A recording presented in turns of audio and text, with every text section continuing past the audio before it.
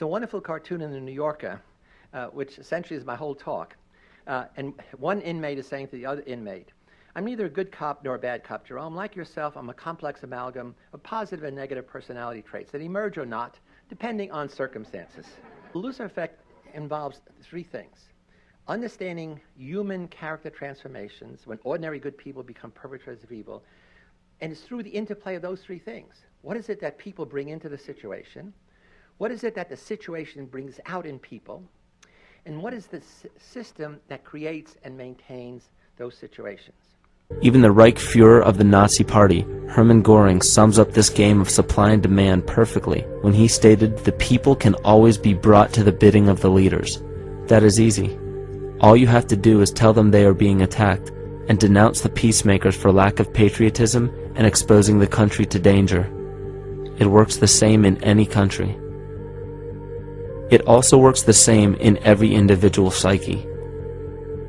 Just remember that the false ego has only one desire: to become greater and more powerful than the true self.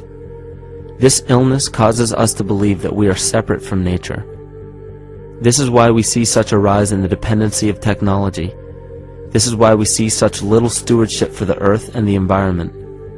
And this is why we see bigotry, racism, sexism, and every other form of discrimination possible that leads to crime, violence, wars, and eventually, the global destruction of the organism. This endless state of fear, confusion, and segregation our world seems to live in is a symptom of the false ego creating a false threat.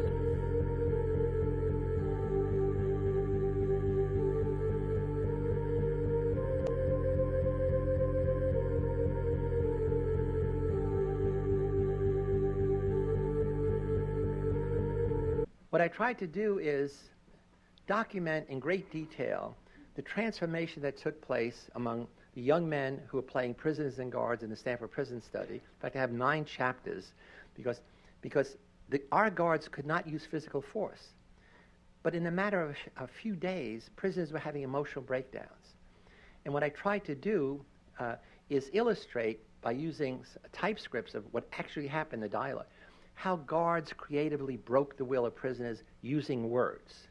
At first I thought that maybe I could manage prison for a while. Right now I don't think I could manage it at all. I don't see how anybody really could without coming out really hateful.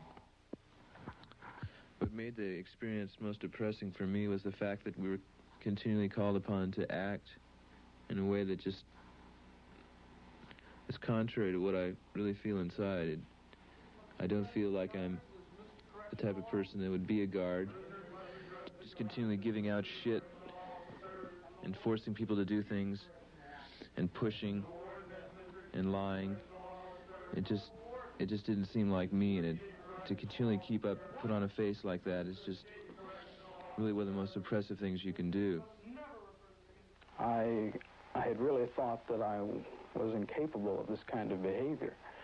I was surprised, even now I was dismayed to find out that I could really be that I could act in a manner so absolutely unaccustomed to anything I would even really dream of doing. And while I was doing it, I didn't feel any regret. I didn't feel any guilt. It was only afterwards when I began to reflect on what I had done that this behavior began to dawn on me, and I realized that this was a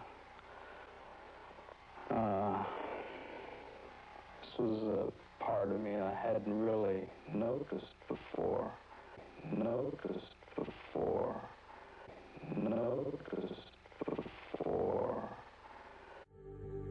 Facing our true inner self is virtually unknown in our world today. This is why no matter how many civilizations rise and fall, it is our collective consciousness that creates our governing apparatus, not individual people.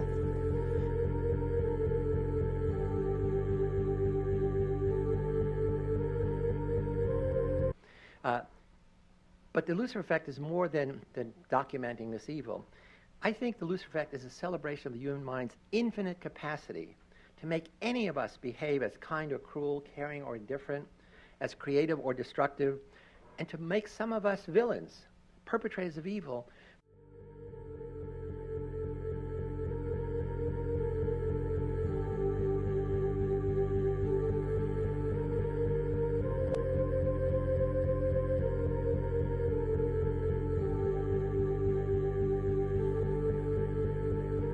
The symptoms of our psycho-spiritual illness are the wars, terrorist attacks, artificial or man-made disasters, and leader figures.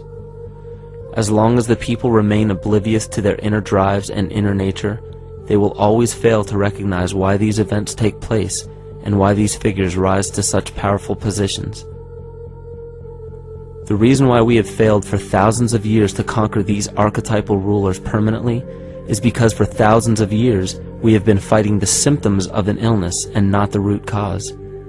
For every corrupt government that falls at the hands of a revolutionary, oppressed people, 2 more will rise in its place every time, because the root cause of a corrupt government does not exist in the individual leading that government.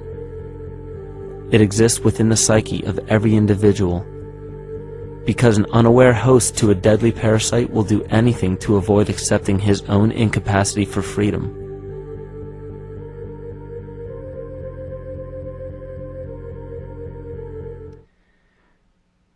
If you take an individualistic approach, and that's the approach of psychology, psychiatry, medicine, law, religion, the treatment is at the individual level. We give therapy, we rehabilitate, we send to prison, we execute, and that's really called the medical model. It's a model of treatment after the problem.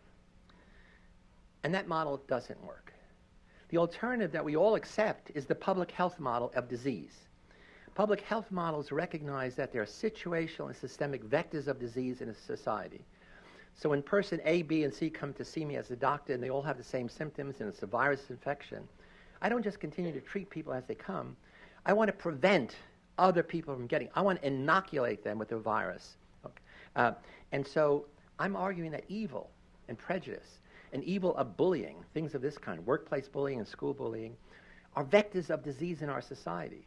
And if we want to prevent them, we have to stop dealing with them only at this individual level, which doesn't work if the problem is systemic or situational. But the good message is, and that's how I'm going to end today, is that same human mind can push some of us to become heroes.